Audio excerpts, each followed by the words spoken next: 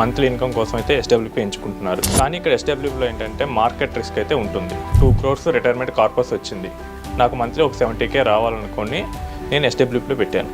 So 70K into 12 almost 8 lakhs నేను withdraw చేస్తాను, అంటే ఒక 4%. సో ఎస్డబ్ల్యూపీలో చాలా మంది మిస్టేక్ చేసేది ఏంటంటే ఉన్న ఫండ్స్ మొత్తం తీసుకెళ్ళి ఏదో ఈక్విటీ కానీ హైబ్రిడ్లో కానీ మొత్తం రిస్క్ వాటిలో పెట్టేస్తున్నారు.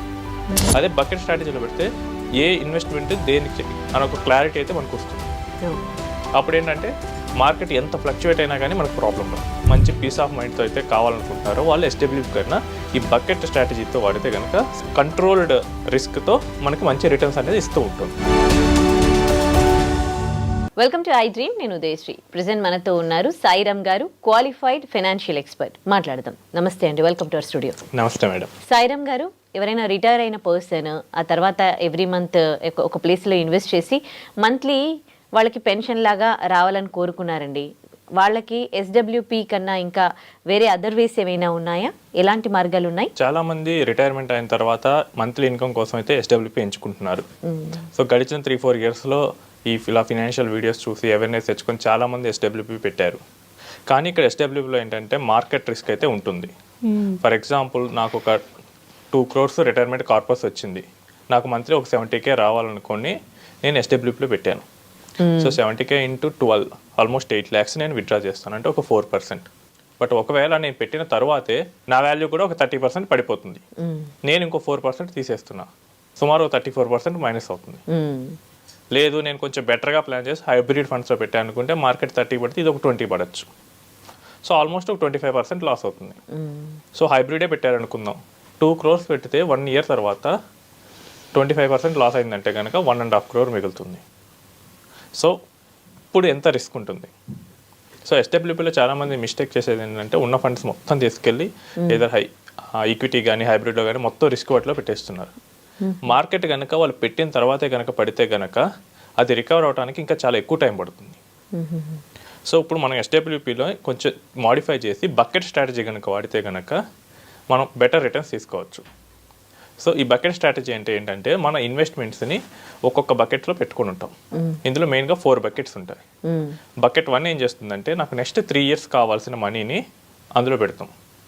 బకెట్ 2 ఏంటంటే 4th year నుంచి 6th year వరకు. బకెట్ 3 ఏంటంటే 6th నుంచి 10th year వరకు. ఇక బకెట్ 4 ఏంటంటే నాకు 10 years తర్వాత అవసరమైన మనీని దాంట్లో పెట్టుకుంటాను. సో ఇప్పుడు నేను ఏంటంటే నాకు నెక్స్ట్ 3 years మనీ కావాలి కాబట్టి బకెట్ 1 ఏంటంటే ఇమీడియట్ అవసరాల కోసం నేను ఇక్కడ పెడతాను. సో ఇమీడియట్ అవసరాలు నాకు రిస్క్ ఉండకూడదు. నాకు నెలకి 70,000 రూపాయలు నాకు రావాలి. సో ఇందాక చెప్పిన కేసులో నేను ఒక 25 lakhs కనుక పెట్టేస్తే నాకు 3 yearsలో నేను ఎవ్రీ మంత్ 70,000 విత్డ్రా చేసుకోవచ్చు. సో అది ఏంటంటే సేఫ్గా ఉండాలి కాబట్టి ఎఫ్డీలు కానీ లేదు ఆ లిక్విడ్ మ్యూచువల్ ఫండ్స్ కానీ అల్ట్రా షార్ట్ మ్యూచువల్ ఫండ్స్ కానీ మనం పెట్టుకోవచ్చు.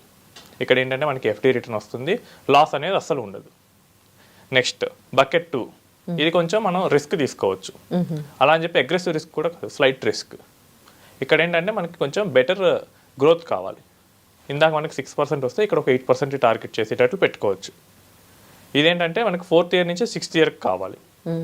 సో ఇందులో ఏంటంటే మనకి సీనియర్ సిటిజన్ సేవింగ్స్ స్కీమ్ ఉంటాయి. ఇది గవర్నమెంట్ జనరల్గా 8% ఇస్తుంది.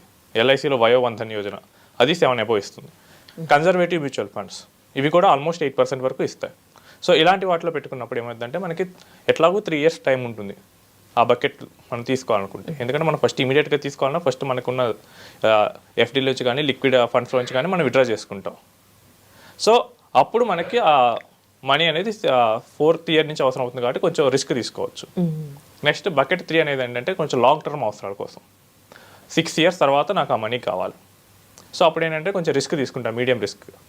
నేను బ్యాలెన్స్డ్ ఫండ్ కానీ మల్టీ అసెట్ ఫండ్స్ కానీ అలాంటి వాటిలో పెట్టుకొని నేను ఒక 10% 12% రిటర్న్ కోసం ట్రై చేస్తాను. సో ఇందాక చెప్పిన కేసుకి ఏంటంటే నాకు ఒక 18 lakhs పెడితే కనుక ఆల్మోస్ట్ ఒక 40 lakhs వరకు వస్తాయి 6th year ఎండ్కి.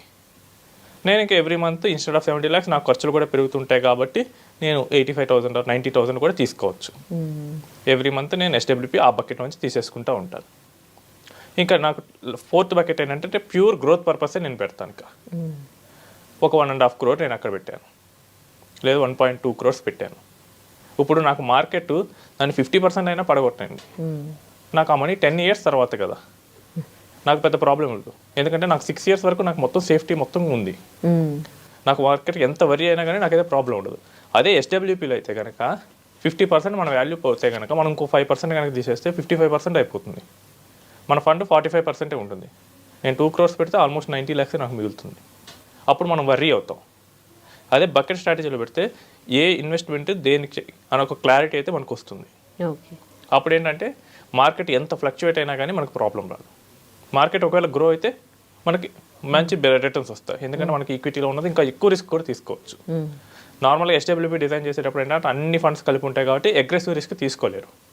ఎప్పుడైతే ఏ గోల్ గోల్ కింద ఇన్వెస్ట్మెంట్స్ని విడగొట్టాము, నా దగ్గర 2 కోట్లు ఉన్నాయి, 25 lakhs ఇమీడియట్ కోసం, 25 lakhs కొంచెం senior citizen schemes, 25 lakhs balanced funds, 1 crore నేను పూర్తిగా నేను రిస్క్ ఉన్న ఈక్విటీ ఫండ్స్లో పెట్టాను.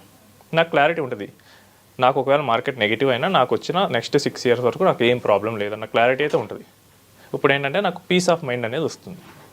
సో ఎవరైతే స్టేబుల్గా మంచి పీస్ ఆఫ్ మైండ్తో అయితే కావాలనుకుంటున్నారో వాళ్ళు ఎస్డబ్ల్యూపీ కన్నా ఈ బకెట్ స్ట్రాటజీతో వాడితే కనుక సేమ్ ఎస్డబ్ల్యూపీ విత్ కంట్రోల్డ్ రిస్క్తో మనకి మంచి రిటర్న్స్ అనేది ఇస్తూ ఉంటుంది.